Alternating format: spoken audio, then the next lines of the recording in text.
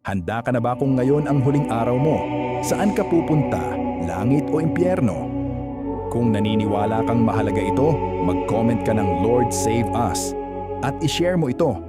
Ang impyerno ay hindi kwento lang o pananakot. Ito ay babala.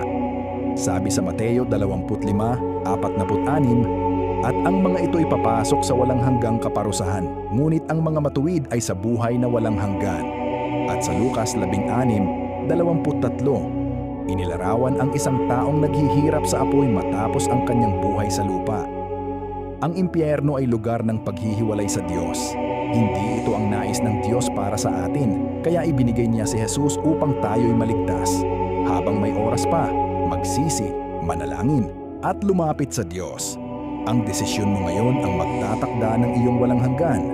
Kung handa kang piliin ang Diyos, mag-comment ng "Pinipili ko si Lord" at i-share mo ito bilang paalala sa iba. Kapit lang kay Lord,